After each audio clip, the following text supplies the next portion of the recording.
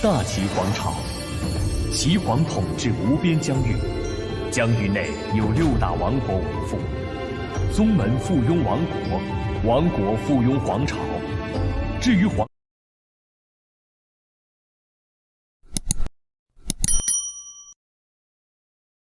371-375. Keduanya dengan ketakutan mengakui perintah itu dan segera pergi. Yusan Sui dan Yusan Kong bertukar pandang sebelum melihat kembali ke Nyonya Tua Ling. Yusan Kong lalu berkata sambil tersenyum, "Nyonya Tua, jika demikian, bisakah kita mengirim beberapa penjaga untuk mengawal putri kecil kita? Putri kecil adalah kekasih keluarga Yu kita dan jika, kepala keluarga akan berakhir menyalahkan kami karena tidak menjaganya dengan baik. Beberapa orang ini semuanya adalah pelayan yang biasanya melayani putri kecil dan akan nyaman jika ada mereka di sekitar." Keduanya memiliki pemikiran yang sama, sebaiknya manfaatkan kesempatan ini untuk melihat kekuatan halaman keluarga Ling yang misterius. Nyonya Tua Ling mempertimbangkan sejenak sebelum menyetujui. Pasukan besar mengepung kereta Yu Bingyan dan perlahan meninggalkan gerbang selatan. Selain Ling Chen, Ling Qian, Ling Feng, Ling Yun dan yang lainnya, ada 10 giok putih, 20 giok ungu, dan kerumunan besar mengikuti di belakang kereta. Sepanjang jalan, mereka terlihat sangat berhati-hati seolah-olah mereka mungkin menghadapi serangan musuh kapan saja. Hutan Willow tepat di depan mereka dan bangunan halaman keluarga Ling bisa dilihat di cakrawala. Di bawah pantulan sinar matahari, gedung-gedung tampak seperti bercahaya dan berwarna kemasan. 30 ahli keluarga Yu segera mengungkapkan ekspresi terpesona saat mereka berpikir, apakah ini halaman keluarga Ling yang kepala keluarga perintahkan untuk kita perhatikan? Seperti apa halaman keluarga Ling? Apa yang istimewa tentang itu? Tiba-tiba, kereta berhenti dan ketika semua orang ragu, seorang remaja berpakaian putih berjalan mendekat dan berkata kepada anggota keluarga Yu dengan dingin, "Halaman keluarga Ling ada tepat di depan dan saya berterima kasih kepada semua orang karena telah menjaga nyonya muda kita. Tanpa perintah bangsawan muda kita, tak seorang pun akan diizinkan memasuki halaman. Kami akan memastikan keselamatan nyonya muda kita, dan saya mengundang kalian semua untuk pergi." "Undang kami untuk pergi? Kamu pasti bercanda." Seorang ahli batu giok putih yang memimpin jalan mencibir, "Ini adalah putri kecil dari keluarga Yu kita dan kita harus mengantarnya ke tempat yang aman. Kita hanya bisa pergi setelah memastikan keselamatannya. Apa niatmu? Meminta kita untuk pergi sekarang. Petik 2. Jika aku memintamu untuknya, kalian semua sebaiknya nyala. Jika kamu membuat ayah ini frustrasi di sini, aku akan memotong kalian semua dan membuangmu ke laut." Suara keras terdengar dan seluruh hutan dipenuhi dengan niat membunuh. Pada saat itu, semua anggota keluarga Yu merasakan lapisan es di atas mereka. Sementara Ling Qian masih berdiri di sana tanpa perubahan postur tubuhnya, auranya telah berubah total. Meski masih mengenakan pakaian seorang pelayan, aura yang memancar darinya memiliki fungsi untuk menghancurkan langit dan bumi. Di bawah tekanan dari auranya, 30 ahli dari keluarga Yu tanpa sadar mundur selangkah dengan keringat di seluruh kepala mereka. "Itu kamu, pria berpakaian putih yang memimpin memandang Ling Qian tanpa mundur. Teman, seni bela diri yang luar biasa. Apakah kamu benar-benar dipanggil Ling Qian? Apakah kamu benar-benar pelayan keluarga Ling?" Cara dia melihatnya, ahli seperti itu pastilah karakter yang terkenal di dunia. Bagaimana mungkin dia hanya menjadi pelayan keluarga Ling? Namun, nama Ling Qian sama sekali tidak dikenal dan dengan demikian pertanyaan seperti itu. Selama mereka tahu nama aslinya, mereka secara alami akan memiliki cara untuk menghadapinya. Nada suaranya dingin dan ekspresi tegas dengan nadanya yang tidak terlalu merendahkan atau sombong. Pria berbaju putih itu yakin bahwa cara dia membawa dirinya tidak menghina nama seorang ahli batu giok. Putih dari keluarga Yu mereka. Namun, bahkan dia tidak menyadari bahwa di bawah prestise aura Ling Qian, dia pasti merasakan ketakutan bawah sadar terhadap Ling Qian. Adapun kata-kata memalukan Ling Qian, dia bahkan tidak berani membalas sama sekali. Merupakan kehormatan bagi kalian semua untuk mendengar nama asliku. Ling Qian menjurus dengan niat membunuh yang tidak disembunyikan di matanya. Jika kalian semua tidak akan pergi, itu benar-benar akan menjadi kemalanganmu. Kemalangan. Yu ini ingin melihat bagaimana kemalangan kita. Bahkan seorang pria yang terbuat dari tanah liat akan marah, belum lagi seorang ahli batu giok putih dari keluarga Yu. Meski merasakan tekanan kuat dari aura Ling Jian, pria berbaju putih ini tidak bisa lagi menahan amarahnya dan mengeluarkan tantangan. Dengan si yang keras, dia mengarahkan pedangnya ke Ling Jian. Jika kamu bisa mengalahkanku, kami akan pergi dengan patuh sesuai perintahmu. Tapi jika kamu tidak bisa menang, maka lebih baik kamu memberi jalan. Meski marah, dia tetap menyisakan jalan keluar untuk dirinya dan bawahannya. Ling Jian mencibir dan meletakkan tangannya di gagang pedangnya. Dengan matanya menatap pria berpakaian putih dengan dingin, raungan menggelegar terdengar di hutan. Itu adalah Ling Jian yang menarik pedangnya sedikit, memasukkan kebagiannya ke dalam tubuh pedangnya dan menyebabkannya bergetar di dalam sarungnya. Suara yang dihasilkan dari gesekan itu terdengar seperti ribuan tentara yang menyerbu medan perang. Langit dipenuhi dengan ki pedang berlimpah yang terpancar dari pedang Ling Jian yang bahkan tidak sepenuhnya keluar dari sarungnya. Ling Jian berdiri di sana seperti gunung dan tampak seolah-olah dia adalah pedang berharga yang dilepaskan dari sarungnya. Pedang besi hitam itu hanya terhunus setengah kaki, bersinar terang di bawah sinar matahari. Sebelum pedang terhunus sepenuhnya, anggota keluarganya semuanya dikalahkan secara mental. Ketakutan terlihat di semua mata mereka saat wajah mereka menjadi pucat dan mereka kehilangan semua keinginan untuk berperang. Bahkan sebelum mereka saling bertukar pukulan, kemenangan telah ditentukan. Pakar yang memimpin keluarga Yu menghela napas saat tubuhnya mengepis dan memuntahkan seteguk darah. Sementara Ling Jian tidak bergerak, dia berdiri tepat di depan Ling Jian dan harus mengedarkan semua ki batinnya untuk memblokir aura Ling Jian. Pada tingkat seperti itu, hidup dan mati bisa terjadi dalam sekejap dengan yang kuat bertahan dan yang lemah binasa. Lidiannya telah terluka oleh ki pedang tak berbentuk Ling Jian dan hidupnya tergantung pada seutas benang. Diam. Dengan dendam keras, pedang Ling Jian kembali ke sarungnya dan keheningan kembali ke hutan.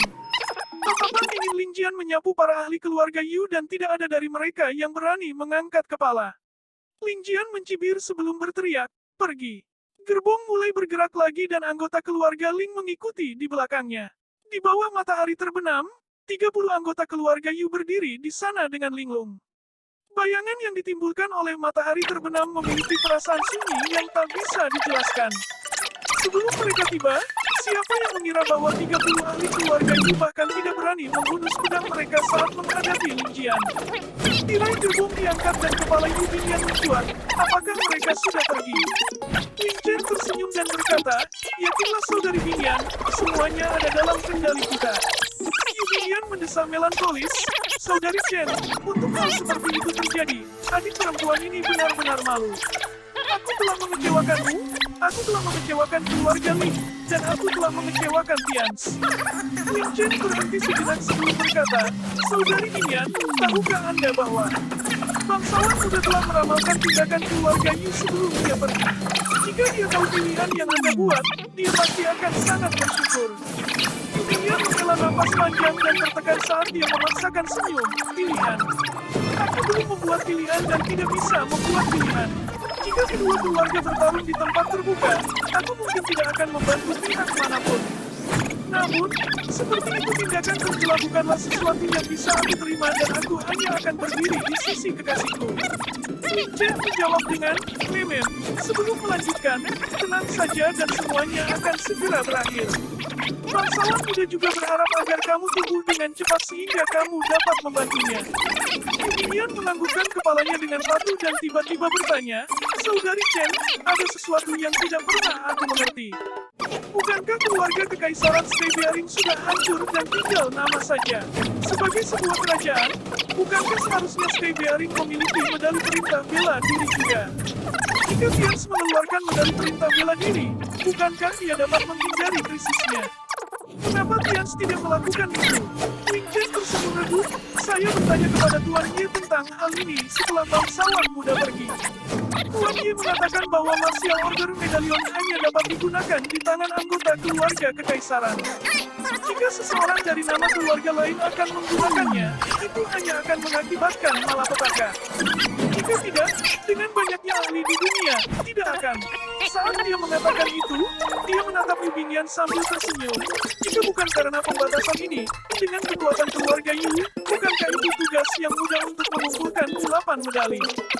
Jika itu masalahnya, bukan. Daejeon Evans berubah menjadi budak keluarga Yu. Yu Bingyan menganggukkan kepalanya dan tercerahkan. Begitu. Lin Chen menghela nafas. Sayang sekali, tidak ada yang tersisa dengan darah Long Xian. Rizky Bearin dan Putri Qiao Yue adalah seorang wanita. Jika tidak, selama kita menggunakan cara tertentu, krisis ini akan dihindari. Detik 2, Yu Bingyan berdiam beberapa saat sebelum menghela nafas dan kembali ke gerbongnya. Lin Jian bergegas maju tanpa suara dan berjalan di samping Lin Chen. Lin Chen memandang Lin Jian dan diingatkan oleh penampilan Lin Jian sebelumnya. Lin Jian, apakah kamu telah menembus dan merasakan perasaan menyatu dengan pedang? Apakah kamu merasa seolah-olah berada di puncak jalan pedang? Lin Jian berhenti sejenak dan menjawab dengan jujur, benar, aku punya perasaan seperti itu. Aku merasa seolah-olah tidak ada orang di dunia ini yang mampu melawanku dan tidak ada yang tidak bisa kubunuh. Itu juga alasan mengapa saya ingin membantu bangsawan muda. Sementara ahli berpakaian hijau itu menakutkan, saya percaya bahwa jika saya mengorbankan hidup saya akan dapat melukai keadilan itu secara serius. Saat dia mengatakan itu, dia menatap Lin Chen. Sampai sekarang, dia masih memikirkan fakta bahwa Lin Chen menghentikannya untuk menyelamatkan Lin Tian. Namun, dia tidak berani menyerang karena perintah Lin Tian. Sekarang Lin Chen bertanya kepadanya tentang kemajuan seni bela dirinya. Dia ingin memanfaatkan kesempatan ini untuk mengatakan bagiannya. Aku tahu bahwa kamu pasti tidak akan yakin. Lin Chen tertawa pahit dan memandang ke arah Lin Jian dengan tatapan menggoda. Ketika kamu masuk ke pengasingan, aku menanyakan sesuatu yang mulia. Lin Chen berhenti sejenak dan melihat bahwa wajah Lin Jian menjadi serius. Pada saat itu, bangsawan muda mengatakan bahwa jika Anda dapat mencapai terobosan dalam pengasingan Anda akan dapat benar-benar memasuki pintu masuk menjadi satu dengan pedang. Memen, hanya pintu masuk, hanya pintu masuknya. Lin Jian benar-benar bercengang dan matanya hampir melotot. Ini menjadi satu dengan pedang, puncak permainan pedang yang legendaris.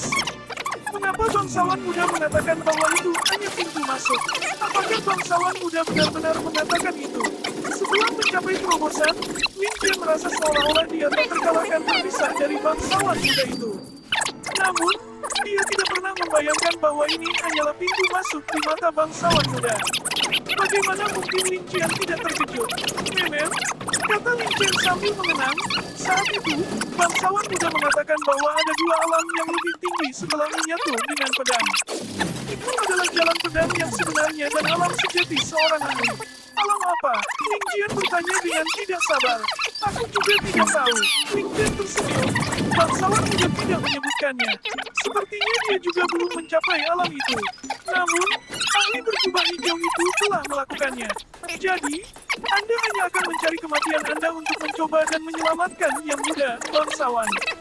Selain itu, bangsawan muda juga akan ditempatkan di suatu tempat jika kamu pergi. Petik 2.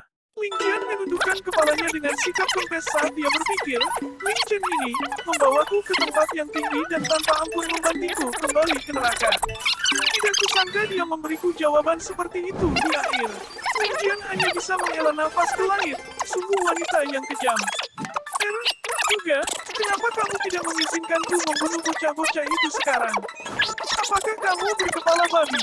Bangsawan muda tidak salah memarahimu seperti itu. Lin Chen memarahi? Karena keluarga Yu ingin menelan keluarga Lin kita. Mengapa kita tidak menggunakan kesempatan untuk berkomplot melawan mereka? Karena mereka sekarang dalam posisi berkuasa. Lin Chen tersenyum misterius. Selain itu, kamu mengungkapkan kekuatanmu sama dengan mengungkapkan puncak gunung es kepada keluarga Yu dan mereka pasti akan menempatkan fokus mereka pada halaman keluarga Lin kita. Jika itu masalahnya, itu akan menjadi sangat bermanfaat bagi rencana paviliun pertama Anda di Wei Utara. Lin Jian menatap Lin Chen dengan bengong dan merasa seolah-olah yang berdiri di depannya adalah Lin Jian. Strategi-strategi yang familiar dan perasaan familiar karena tidak dapat melihat rencana sepenuhnya.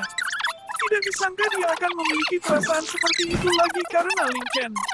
Menggelengkan kepalanya, Lin Qian mengambil beberapa langkah ke depan dan hanya meninggalkan satu kalimat, Last Chen, sudah waktunya bagimu untuk membunuh dan bersentuhan dengan darah. Lin Chen hanya tersenyum tetapi tidak mengatakan sepatah kata pun. Dia tidak setuju dengan Ling Jian tetapi juga tidak menolaknya seperti biasanya. Di atas Tebearin City di malam hari, merpati kurir yang tak terhitung jumlahnya naik ke udara dan terbang ke segala arah. Adapun Ling Tian saat ini, langkah kakinya tidak pernah melambat saat dia melintasi bumi seperti hembusan angin kencang. Saat seseorang melihatnya sekilas, dia akan menghilang di saat berikutnya. Kecepatan menakutkan yang dia perlihatkan membuat orang terkagum-kagum. Jika orang normal dapat mempertahankan kecepatan seperti itu untuk sementara waktu, dia akan dianggap sebagai ahli teknik gerakan. Namun, Ling Qian sudah mempertahankan kecepatan seperti itu selama 4 jam penuh. Selama 5 hari dia melarikan diri, Lin Qian sama sekali tidak dapat melarikan diri dari pengejaran keadilan yang ganas meskipun menggunakan banyak teknik dari kehidupan sebelumnya dan teknik penyembunyian mistis. Jika itu adalah orang lain, dia mungkin akan terbunuh oleh banyak teknik pasti membunuh Lin Qian. Tapi di depan kekuatan absolut, semua yang disebut tekniknya tidak berbeda dengan macan kertas. Setiap saat, setiap hari, Lin Qian dapat dengan jelas merasakan niat membunuh dingin yang menusuk di punggungnya seolah-olah ada ular sedingin es yang merayap di belakangnya. Selanjutnya, ular sedingin es ini memiliki kemampuan untuk dengan mudah mengambil nyawanya. Dalam 5 hari pengejaran, Lin Qian telah menghabiskan kibatinnya 2 kali untuk melarikan diri. Meskipun menggunakan semua cara dan ide yang dia miliki, Lin Qian tidak pernah bisa memburu lebih dari 6 jam atas keadilan. Selanjutnya, Lin Qian harus menjalani kehidupan seperti itu selama setengah tahun penuh. Pada saat yang sama, Lin Qian mulai kehabisan ide segar dan dia tidak berani menggunakan teknik yang sama di depan keadilan 2 kali. Skenario buruk seperti itu adalah sesuatu yang tidak pernah dibayangkan Lin Qian. Meskipun dia menjunjung tinggi seni bela diri Justice, dia tidak pernah membayangkan bahwa Justice akan begitu menakutkan dan bahwa dia akan direduksi menjadi keadaan yang menyedihkan. Itu masih dapat diterima jika satu-satunya hal yang luar biasa tentang keadilan adalah seni bela dirinya. Namun, keinginannya teguh, dia lebih bijak dari rekan-rekannya dan ahli pengobatan. Karakter seperti itu memang sesuai dengan namanya sebagai pemilik Martial Order Medallion, sosok nomor 1 di dunia. Lin Qian sudah mencoba melarikan diri ke kota berkali-kali karena dia yakin peluangnya untuk melarikan diri akan jauh lebih tinggi saat dia memasuki kota. Namun, Justice telah mengetahui tentang niatnya dan dengan sengaja menutup semua rute yang akan membawa Lin Qian ke kota. Lin Qian sudah mengelilingi kota 2 kali tetapi sama sekali tidak memiliki kesempatan untuk memasuki kota. Jika dia mengambil risiko memasuki kota, kemungkinan besar dia akan dibantai oleh keadilan. Setelah mengetahui bahwa Yudinian menderita meridian negatif hitam ilahi, ini adalah pertama kalinya Lin Qian merasakan kebutuhan mendesak untuk meningkatkan kekuatannya. Kekuatan absolut akan menjadi satu-satunya kartu truf yang dapat diandalkannya. Saat Justice membiasakan diri dengan teknik melarikan diri Lin Qian, kematian Lin Qian akan pasti jika dia tidak meningkatkan kekuatannya. Namun, bagaimana mungkin mudah baginya untuk meningkatkan kekuatannya? Terutama fakta bahwa ranah seni bela diri Lin Qian sudah sangat tinggi. Baginya untuk mengambil langkah maju, bagaimana itu bisa menjadi urusan yang mudah? Seperti kata pepatah, tekanan besar pasti akan menyebabkan seseorang melepaskan potensinya. Namun, meski tekanan pada Lin Qian cukup tinggi, potensinya mungkin tidak akan dilepaskan. Sementara Lin Qian masih membawa 2 Great Cyclic Pills padanya, Lin Qian tidak akan pernah berani mengkonsumsinya sekarang. Itu kurang dari sebulan sejak dia terakhir mengkonsumsi Great Cyclic Pellet dan mengambil yang lain sekarang pasti akan menyebabkan dia mati dengan mengerikan karena pecahnya meridiannya. Ini adalah sesuatu tanpa keraguan. Jadi, Lin Qian hanya bisa menggunakan metode yang paling bodoh. Setiap kali kibatinnya benar-benar habis, dia akan merasakan sedikit peningkatan ketika dia memulihkan kibatinnya. Di ranah ilmu olahraga, ini disebut menembus batas seseorang. Setelah menembus batas tubuh seseorang, dia pasti akan merasakan peningkatan yang signifikan dalam kecepatan dan kekuatannya. Pada saat yang sama, Lin Qian tahu bahwa yang disebut batas ini sebenarnya adalah batas kedua. Dengan kata lain, setelah menembus batas, tubuh manusia tiba-tiba akan merasa segar kembali dari kelelahan. Saat ini, tubuh manusia akan pulih untuk sementara. Ketika tubuh sekali lagi habis, itu akan menjadi batas sebenarnya dari tubuh manusia. Saat itulah tubuh manusia tidak akan memiliki satu ons pun kekuatan yang tersisa. Hanya dengan pulih pada saat seperti itu seseorang dapat mencapai peningkatan dalam ki batin mereka. Ini juga akan membantu menstabilkan pertumbuhan batas seseorang. Punggungan demi punggungan ditinggalkan di belakangnya dan mutu Lin sangat aneh. Dia terkadang pergi ke kiri dan tiba-tiba berbelok ke kanan. Setelah memasuki sebuah lembah, dia tiba-tiba akan segera keluar. Kadang-kadang, dia akan meninggalkan auranya ke segala arah tetapi tidak memilih arah tertentu untuk dituju. Ini adalah metode yang menggabungkan semua pengetahuan Lin dari kehidupan sebelumnya. Sementara metode seperti itu akan sama sekali tidak efektif bila digunakan terhadap orang biasa dan hanya akan memperlambat dirinya sendiri. Itu sangat efektif melawan seseorang seperti Justice yang keenam indera sangat tajam. Lin yakin bahwa keadilan pasti mengalami kesulitan mengejarnya dalam beberapa hari terakhir. Untuk seorang ahli seperti keadilan, dia sangat terbiasa menggunakan keenam inderanya untuk merasakan kehadiran lawannya. Menurut perkiraan Lin, kecepatannya sendiri pasti sedikit lebih lambat dari kecepatan Justice. Jika tidak mungkin dia hampir tertangkap beberapa kali. Tapi dalam pengejaran gunting dan tipis seperti ini, dia melarikan diri memiliki keuntungan karena dia bisa merencanakan rutenya sendiri. Paling tidak, Lin yakin dia bisa mendapatkan keunggulan 4 jam. Namun, dia membutuhkan 12 jam penuh untuk memulihkan ki batinnya sepenuhnya. Jadi, jika Lin ingin menemukan cara untuk mencapai terobosan, dia harus menggunakan petunjuknya untuk menemukan tempat persembunyian yang aman untuk dirinya sendiri. Hanya ketika dia dapat memulihkan ki batinnya dengan nyaman, dia akan memiliki kesempatan untuk melarikan diri dari kesulitannya saat ini. Jika dia terganggu saat berkultivasi, dia pasti akan melakukan penyimpanan kultivasi dan mati di tempat jika itu serius. Ini adalah pertaruhan besar, tetapi Lin tidak punya pilihan selain membuat pertaruhan seperti itu. Dia hanya akan memiliki kesempatan untuk memenangkan taruhan jika dia mengambil taruhan ini. Jika dia tidak bisa meningkatkan kecepatannya, Justice pada akhirnya akan mengejarnya dan dia pasti akan kalah dalam taruhan setengah tahun. Lin mempercepat lagi dan memasuki punggung bukit yang padat. Setelah berputar di punggung bukit, dia keluar dari punggung bukit dan mendarat di sisi batu yang menonjol. Batu yang menonjol ini beratnya beberapa ribu kaki dan memiliki ruang tersembunyi kecil di bawahnya. Pada saat yang sama, ada semak lebat yang terbuat dari ilalang dan pohon pinus besar di depan batu. Ketika Lin memasuki punggung bukit, dia telah menemukan tempat persembunyian yang indah ini. Lin menghunus pedangnya dan menggali kawah kecil tempat dia bisa bersembunyi dan menumpuk tanah yang dihasilkan di pintu masuk kawah. Dia kemudian dengan hati-hati menggeser lapisan rumput dari kejauhan dan menggunakannya untuk menutupi tumpukan tanah sebelum merapikan sekelilingnya. Setelah memastikan bahwa semuanya menyatu dengan latar belakang dengan sempurna, Lin mengangkat kepalanya ke langit dan menyimpulkan bahwa sudah waktunya.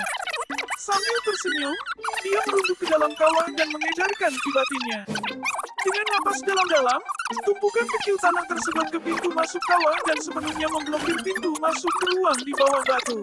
Jika seseorang dari luar melihat batu itu, dia pasti akan berpikir bahwa di bawah batu itu awalnya adalah tumpukan tanah dengan rumput liar yang tumbuh di atasnya.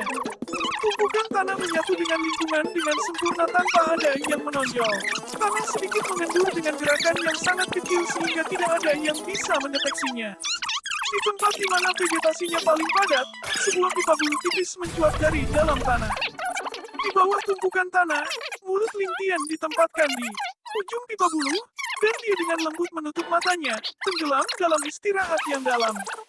Dia hampir mengeringkan tubuhnya, dengan energi internalnya menetes, dan inti dalamnya seperti sepotong spons kering, sebersih bayi yang baru lahir. Hanya setelah beberapa saat inti dalamnya mulai memanas, dengan aliran tipis energi yang perlahan menyatu di sana dan dengan santai mengalir keluar ke meridiannya. Energi mulai menyembuhkan meridian Lin yang rusak dari overdrive konstan yang dia alami, dan perlahan, anak sungai berubah menjadi aliran kecil di dantiannya. Meridian di tubuhnya sedikit melonjak, dan titik akupuntur di kakinya juga menghangat dan merespons saat mereka mulai menyerap energi di sekitarnya ke dalam tubuhnya untuk menyatu dengan energi internalnya. Itu mirip dengan bertemu dengan seorang teman lama yang hilang, karena kedua energi bergabung bersama dan mulai menyebar ke seluruh tubuhnya. Cangkang panah terhubung ke langit dan bumi, mengambil tubuh seseorang sebagai semesta. di bawah pengejaran keadilan tanpa henti, akhirnya mendorong Lintian untuk berhasil merangsang potensinya. Saat ini, pikiran dan jiwa Lintian tampaknya telah mencapai keadaan ajaib menjadi satu dengan surga itu sendiri. Ini mirip dengan Sang Buddha sendiri yang mencapai pencerahan di tempat, sebuah kesempatan yang muncul secara tidak sengaja karena desakannya untuk terus maju. Saat dia masih di bawah tanah, Lintian merasakan perubahan dalam pikiran dan perasaannya sendiri. Setelah memutar energi internalnya, setiap dan semua gerakan dalam jarak beberapa ratus kaki ditangkap di matanya, tanpa ada satu detail pun yang terlewatkan. Teriakan burung dan jangkrik sepertinya terdengar tepat di sampingnya, dan meridian di tubuhnya semuanya mulai melompat dengan penuh semangat saat energi tanpa henti membanjiri tubuhnya. Seperti sungai yang mengalir ke laut, semua energi mengalir ke dantian keringnya sedikit demi sedikit. Energi Siantian yang mengairi di tubuhnya bertemu dengan energi dari langit dan bumi yang dia serap melalui kakinya dan berpisah, satu bergerak ke bawah dan yang lainnya naik ke seluruh tubuhnya. Ini membentuk siklus yang sempurna, yang terus berputar tanpa henti. Sementara mulutnya masih terkatup di sekitar pipa alang-alang, Lintian telah lama kehilangan kebutuhan untuk terus menghirup udara Altian yang kotor, melainkan telah mencapai tahap Siantian untuk kembali ke keadaan janinnya, di mana dia hanya membutuhkan energi. Seluruh pikirannya sebagian tidak sadar, dan saat ini, dia telah sepenuhnya menyatu dengan langit dan bumi, tanpa ada perbedaan di antara keduanya. Waktu perlahan berlalu, sosok Justice muncul seperti awan yang lewat, mengambang di rerumputan dan hutan. Sepanjang perjalanan pengejaran ini, Justice merasakan sesuatu yang aneh dalam beberapa hari terakhir. Dia telah lama memahami semua kemampuan Lintian, serta kecepatannya, tapi sepertinya bocah itu bahkan belum berhenti sama sekali. Seperti kata pepatah, kekuatan seorang pria terbatas, karena bagaimanapun juga dia bukanlah Tuhan. Begitu seorang pria menghabiskan energinya, dia akan jatuh pingsan karena kekurangan kekuatan. Ini terutama terjadi pada seorang seniman bela diri, karena jika dia menghabiskan semua energi di tubuhnya, dia akan memasuki situasi berbahaya, karena bahkan seorang anak kecil pun dapat mengalahkannya. Ini mirip dengan seorang miliarder yang tidak membawa uang cadangan, dan tidak dapat membeli apapun di jalanan. Selain itu, karena seniman bela diri lebih menekankan pada kekuatan ledakan, saat mereka menghabiskan semua energi mereka, ini berarti bahwa semua otot di tubuh mereka tidak akan memiliki sedikit pun energi yang tersisa untuk bergerak. Orang biasa akan menghadapi skenario yang dikenal sebagai penipisan energi, tetapi skenario seorang seniman bela diri dikenal sebagai tanpa energi. Keduanya tidak dapat dijelaskan secara luas, karena penipisan energi orang biasa dapat dipulihkan dalam 2 atau 3 hari, tetapi begitu seniman bela diri menjadi tidak memiliki energi, jika tidak ditangani dengan benar, dia mungkin akan lumpuh selamanya. Jika Lintian benar-benar mempertaruhkan tenaga semacam ini untuk mendorong dirinya sendiri, maka itu adalah jebakan kematian yang pasti. Tetapi jika dia tidak menggunakan taktik seperti itu, lalu bagaimana dia bisa lolos dari genggaman Justice berkali-kali?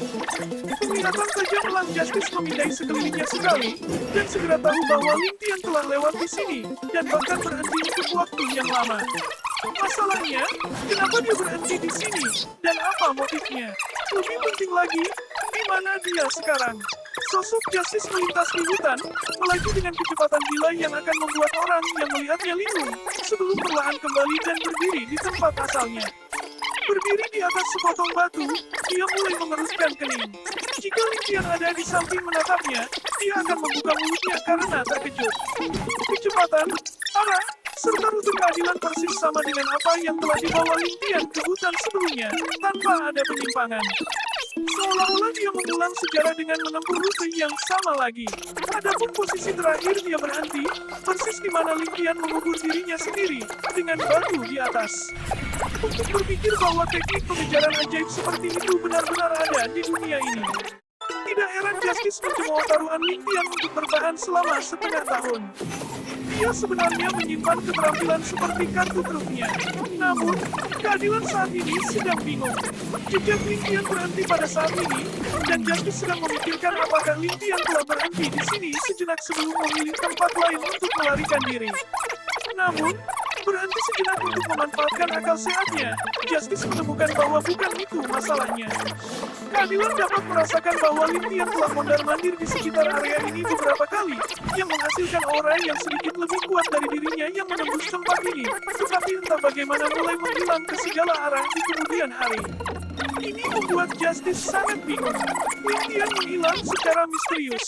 Mungkinkah Lin benar-benar memiliki pencerahan dan memahami jalur bela diri yang hebat, memungkinkan dia untuk menghancurkan kehampaan dan melakukan perjalanan melalui ruang angkasa? Atau yang lain, mengapa situasi seperti itu terjadi? Bahkan jika dia menggali ke dalam tanah atau terbang ke surga, akan ada indikasi. Sepanjang pengejaran ini, sementara Lin tampaknya sangat menderita, hal yang sama berlaku untuk keadilan. Menjadi yang dikejar, Lin memiliki keuntungan untuk merintis rute, yang akan memungkinkan dia untuk membuat tipuan dan pengalihan, dan memberinya kesempatan untuk lolos dari genggaman Justice. Namun, keadilan harus mengenali dan mengatasi semua penyergapan untuk mendapatkan petunjuk kemana tujuan Lin.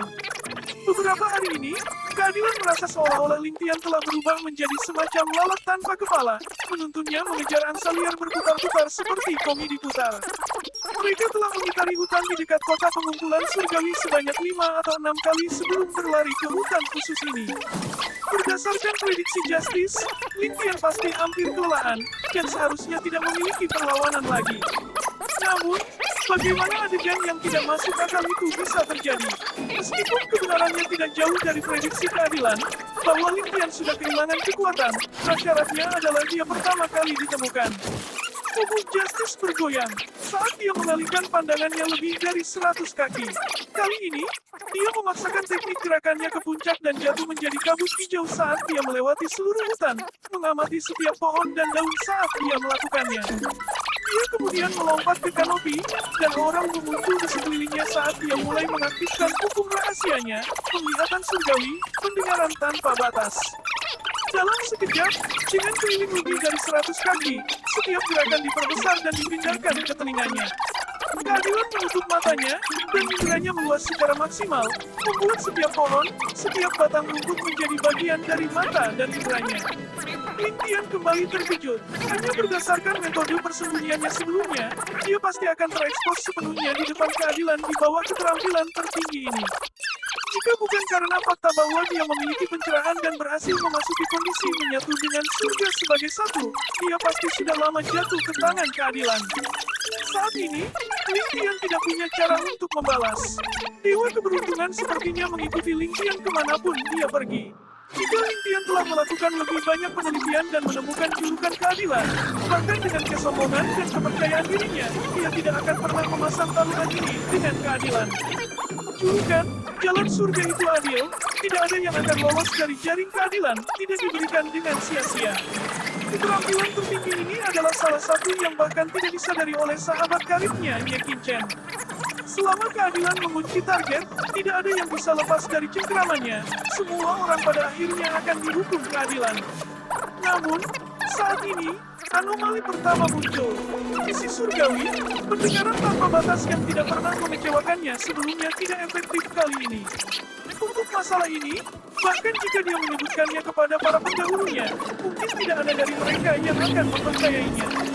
Setelah beberapa lama, dengan suara jelas dari cabang yang patah terdengar saat Justice menukik seperti burung dan mendarat di atas batu. Wajahnya pucat, dan napasnya terengah-engah saat rona tidak wajar terlihat di wajahnya.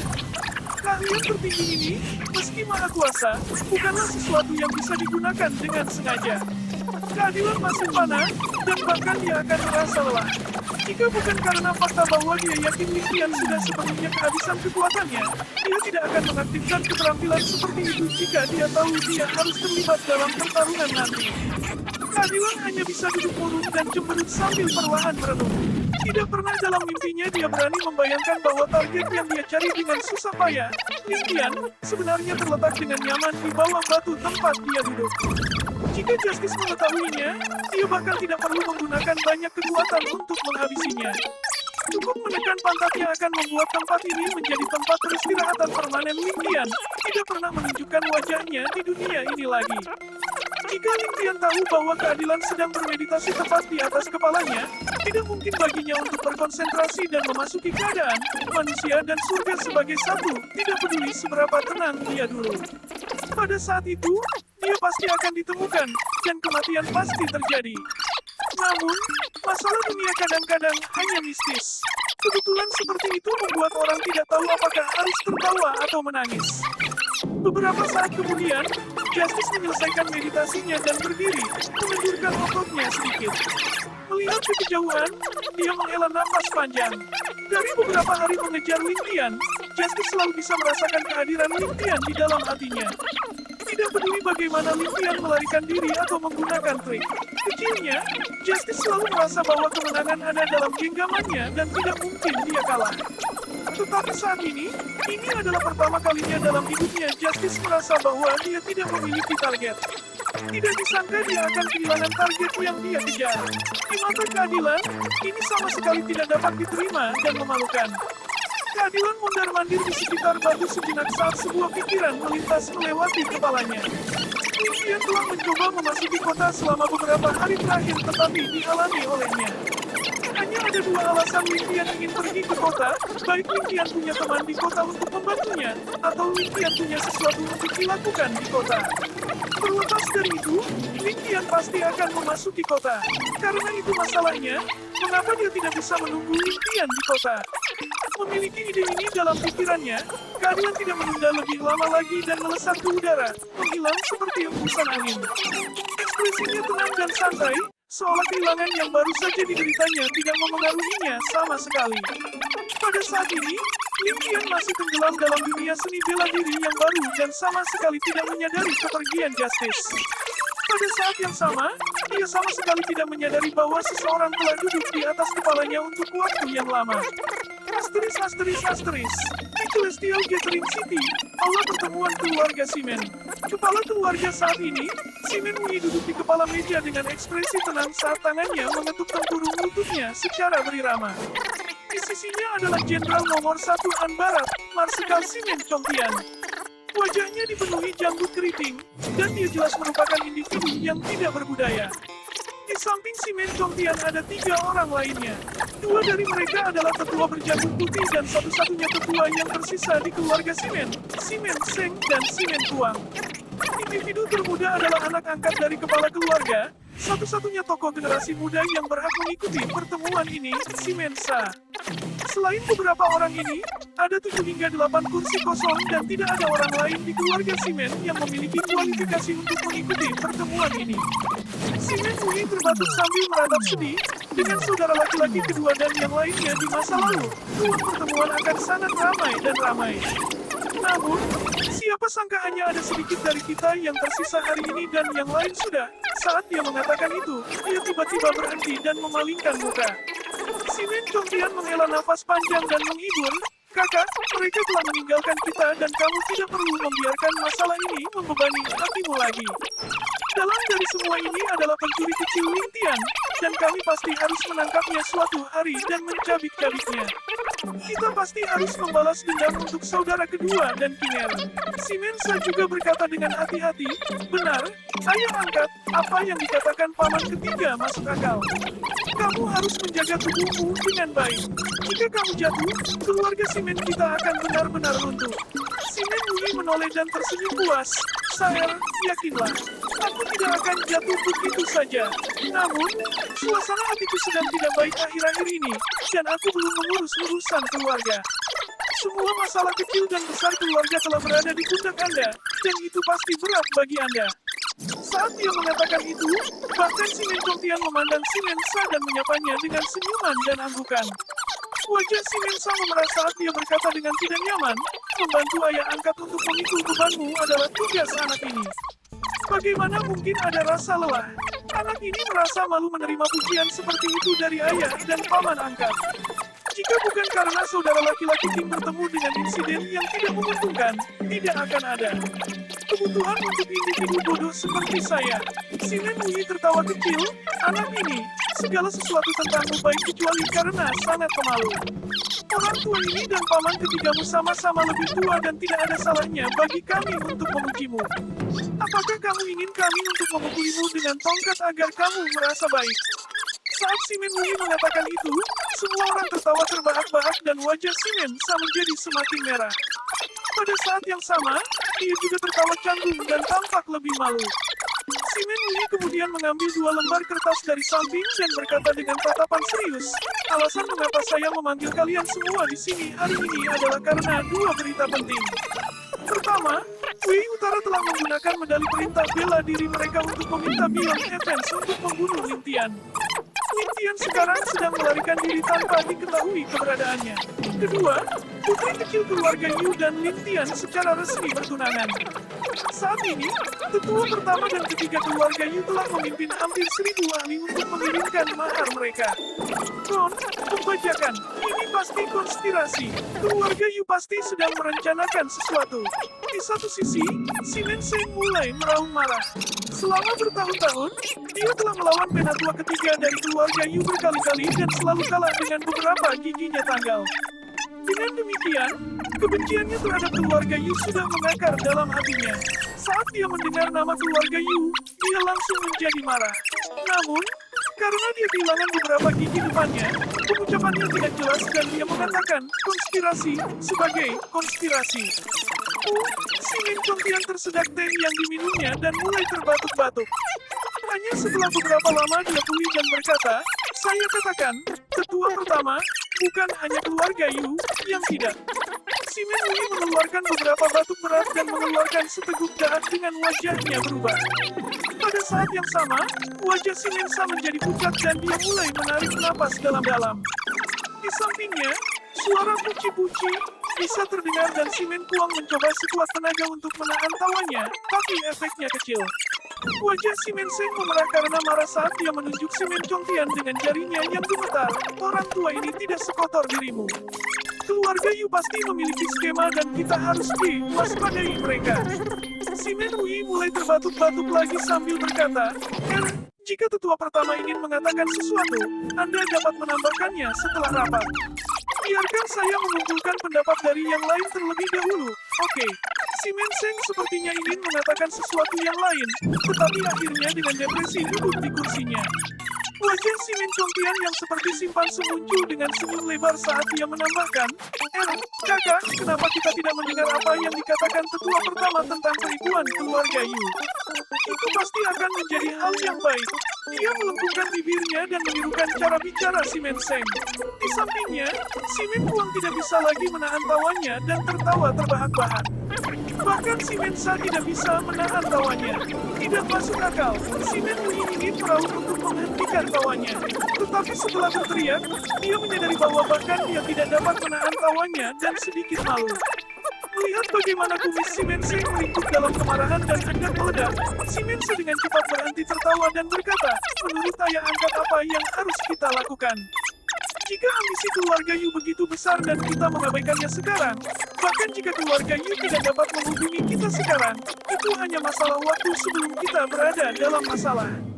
Ini adalah masalah yang sangat serius. Saat dia mengatakan bahwa suasana canggung di ruangan itu menghilang dan perhatian. Semua orang dibawa kembali ke topik semula. Pada saat yang sama, semua orang tidak bisa tidak merasakan niat baik terhadap si Mensa untuk waktu yang tepat. Tidak, masalah keluarga Yu bisa sedikit tertunda. Si Menhui menatap si Mensa dengan pujian. Kemudian, tatapan mengancam keluar dari matanya saat dia mengatupkan giginya dengan kebencian. Hal terpenting bagi kita adalah memastikan kematian Lintian di tangan Beyond Heavens. 2 dari adik laki-laki lelaki tua ini, 2 dari anak kandung, dan pasukan kematian yang saya pelihara selama bertahun-tahun semuanya hancur di tangannya. Bagaimana mungkin kita tidak membalas dendam atas kebencian seperti itu? Kesempatan di depan kita diberikan oleh surga dan bahkan jika saya tidak bisa membunuh dia secara pribadi, aku harus merebut mayatnya dengan segala cara dan mencabik-cabik tubuhnya. Aku akan memastikan dia tidak akan pernah bisa memasuki siklus reinkarnasi. Itu benar. Apapun yang terjadi, kita harus membunuh Lintian terlebih dahulu untuk membalas dendam sebelum mempertimbangkan semua hal lain. Kata Simen Kuang setuju, karena Lingtian, lebih dari setengah kekuatan keluarga Simen mereka hancur dan keluarga Simen berada dalam kondisi yang mengerikan. Jika bukan karena otoritas militer yang dimiliki Simen Chongtian dan jasa ajaib yang dibawa Simen Sa dari medan perang, pasti akan ada banyak keluarga lain di Han Barat yang mencoba menyerang mereka ketika mereka jatuh. Adapun bagaimana Simen Sa berhasil mengembalikan pahala sebesar itu, Simen Wudi benar-benar tidak dapat diganggu. Seni bela diri Lingtian adalah yang terbaik dan pemikirannya sangat teliti. Tanpa Beyond Events mengambil tindakan secara pribadi, akan sulit bagi orang lain untuk menghadapinya. Simen Chongtian berkata dengan cemberut, bahkan mengejar kecepatan mereka akan menjadi hal yang sangat sulit dilakukan.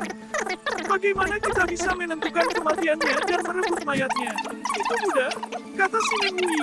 Ada banyak orang yang telah melihat Lingtian sebelumnya dan aku juga memiliki gambarnya. Kita dapat membagi pasukan kita dan mencari ke segala arah. Selama kita dapat menentukan bahwa Lingtian muncul di dekat wilayah antara kita, Beyond Events tidak akan terlalu jauh. Pada saat itu, kita hanya perlu menunda Lingtian untuk sementara waktu dan memberikan waktu kepada pemilik Martial Order Medallion untuk mengejar ketinggalan. Pada saat itu tidak mungkin bagi Lingtian untuk melarikan diri. Mentan tua ini bersedia memimpin tim. Simen Seng berdiri dan meminta dengan kepalan tangan ditangkupkan. Pada saat yang sama, baik Simen Kuang maupun Simen Sa juga tidak mundur dan berdiri untuk mengajukan permintaan yang sama. Tidak perlu terburu-buru. Simen Wudi terkekeh, Chongtian, kamu memiliki tugas militer dan kamu tidak perlu pindah secara pribadi. Orang tua ini harus tinggal di keluarga, Memen. Bagaimana dengan ini? Penatua pertama akan memimpin 20 orang dari keluarga kami untuk mencari ke arah utara. Penatua kedua akan memimpin 20 orang untuk mencari ke arah timur. Saer, Anda akan mencari ke arah barat. Kang militer paman ketiga Anda berada di dekat gerbang barat dan Anda harus menjaga kontak dengan paman ketiga Anda. Jangan melakukan gerakan gegabah. Mereka berempat berdiri dan membungkuk. Kami mendengar dan mematuhi perintah kepala keluarga. Wajah Simen Wudi menjadi dingin saat tatapannya melewati mereka bertiga. Saat kamu menemukan Lingtian, blokir dia dengan cara apapun. Aku tidak membutuhkan kalian untuk membunuhnya, dan kamu hanya perlu menunda waktu. Bahkan jika semua orang kita mati di tangan Lingtian, kita harus memastikan bahwa Lingtian akan mati di tangan pemilik Martial Order Medallion.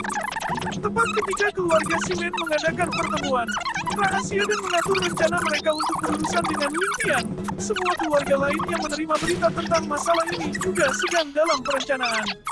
Lagi pula, keluarga Ling tanpa Lingtian mirip dengan sepotong besar daging segar tanpa kemampuan untuk mempertahankan diri. Pada saat yang sama, rumor bahwa Lingtian adalah murid Beyond Events pasti salah.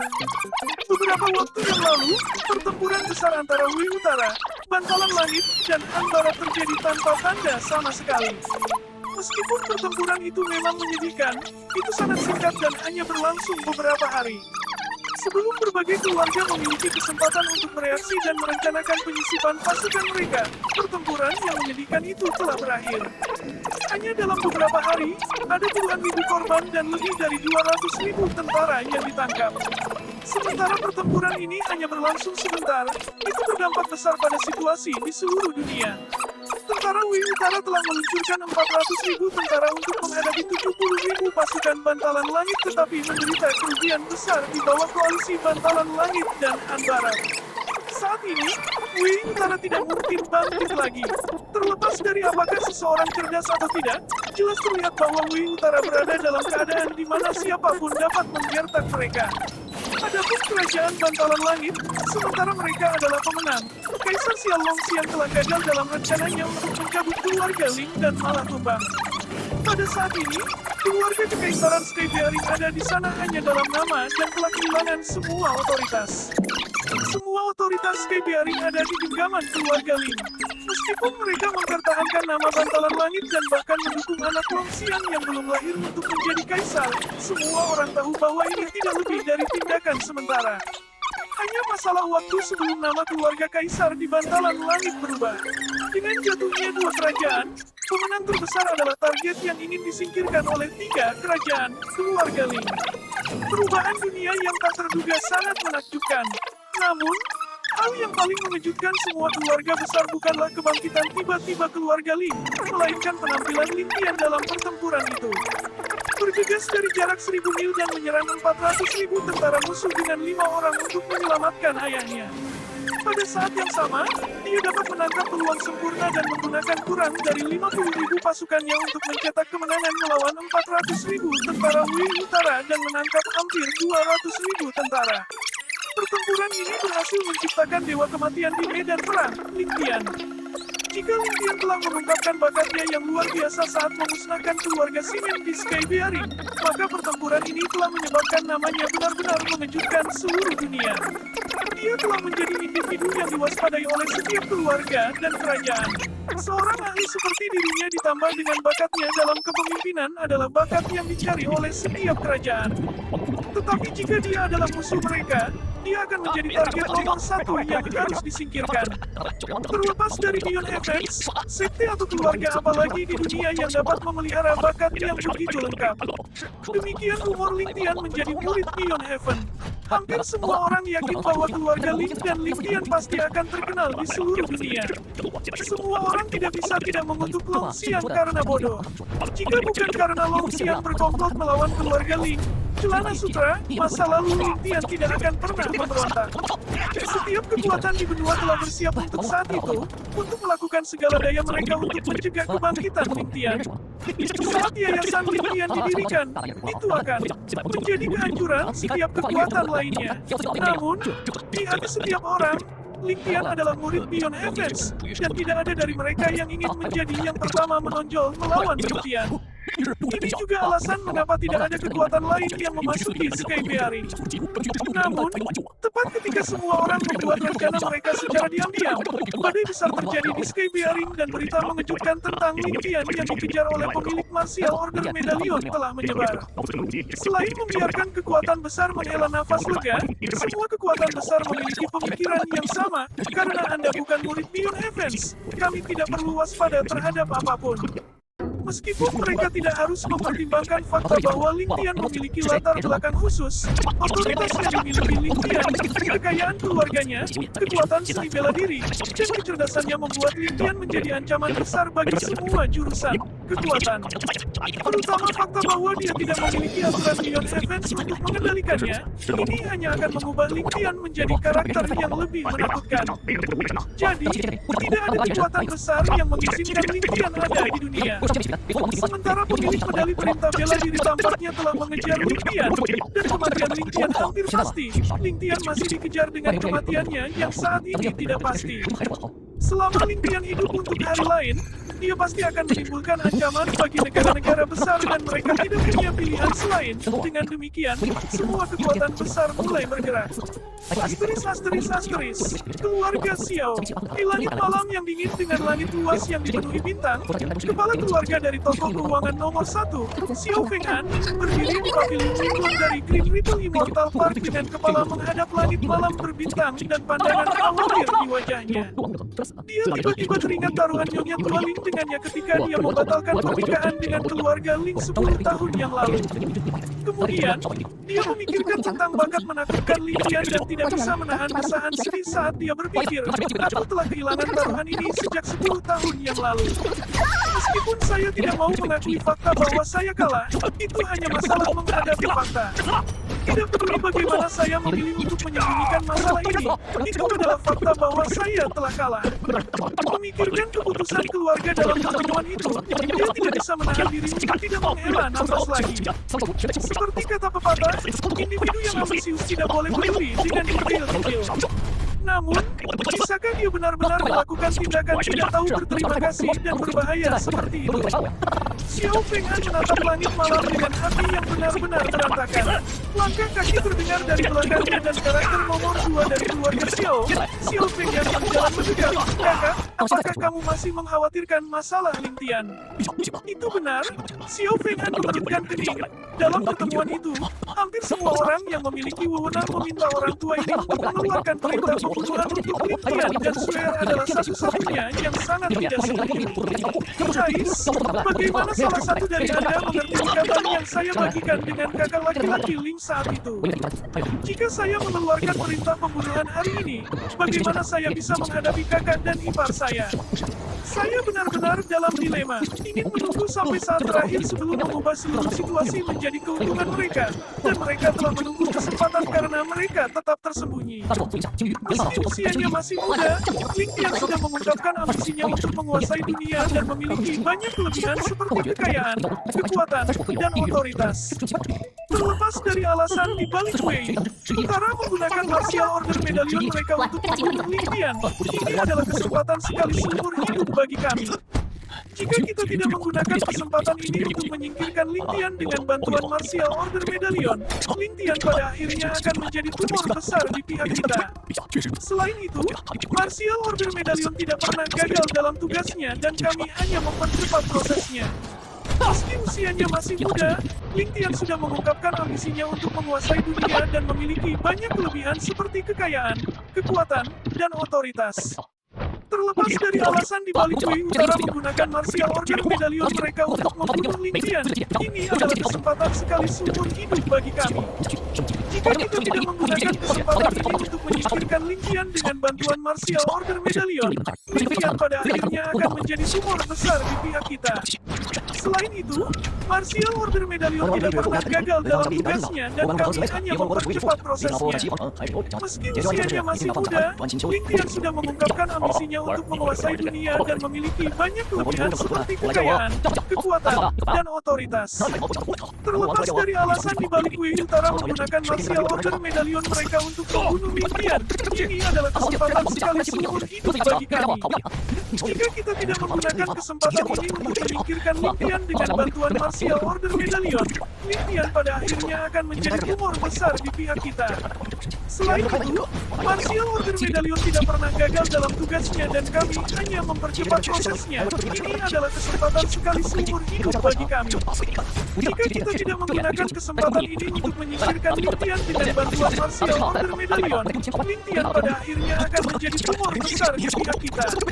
Selain itu, martial order medalion tidak pernah gagal dalam tugasnya dan kami hanya mempercepat prosesnya. Ini adalah kesempatan sekali seumur hidup bagi kami. Jika kita tidak menggunakan kesempatan ini untuk menyingkirkan Ling Tian dengan bantuan martial order medalion, Ling Tian pada akhirnya akan menjadi tumor besar di pihak kita. Selain itu, martial order medalion tidak pernah gagal dalam tugasnya dan kami hanya mempercepat prosesnya. Xiao Fengyang kemudian melangkah maju dan berbisik, "Kakak, belum lagi Ling Tian. Bahkan jika kita hanya berbicara tentang pemilik martial order medalion, kita juga bisa membunuh dua burung dengan satu batu." Kalimat terakhirnya diucapkan dengan nada yang dalam. Mata Xiao Fenghan berbinar saat dia mengangguk setuju. Itu benar, ini memang kesempatan yang bagus. Jika bukan karena pengingat saudara kedua, aku mungkin benar-benar melewatkan kesempatan ini karena urusan pribadiku.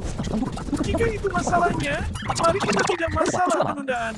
Biarkan saudara Guo mengirimkan berita malam ini untuk melaksanakan rencana ini. Tidak ada yang salah. Xiao Fengyang tertawa terbahak-bahak. Yakinlah kakak, ini bela diri saudara Guo telah mencapai ketinggian yang luar biasa, dan bersama dengan bantuan seternya, tidak ada yang akan bisa menghentikannya. Masalah ini pasti akan berhasil diselesaikan.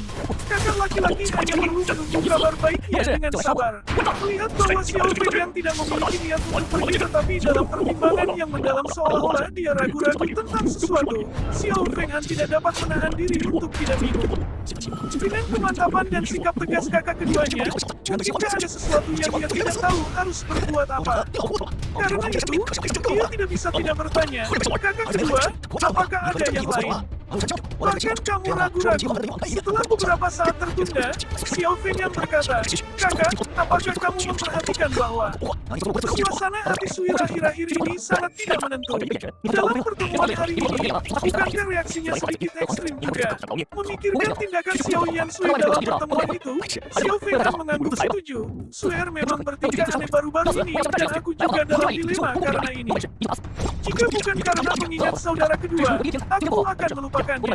Xiao Feng yang berkata dengan khawatir, "Kakak, ketika adik laki-laki ini membawa Suer ke Sky Daring, yang tidak hanya ramah tamah dan anggun, bakat sastranya juga menakjubkan dan dia adalah seorang ahli seni bela diri. Selain itu, dia awalnya memiliki perjanjian pernikahan dengan Suer dan bahkan menyelamatkan hidupnya sekali. Saya khawatir Suer mungkin tergila-gila padanya. Dengan bakat dan penampilan Ling Tian, wanita mana yang tidak akan jatuh cinta padanya?" Xiao Feng merasakan jantungnya berdetak kencang saat dia mengingat taruhannya saat itu dan tertawa getir. Mungkinkah dia benar-benar kalah begitu pahit? Dia kemudian berkata dengan nada lembut, "Suer sudah tidak muda lagi. Haruskah kita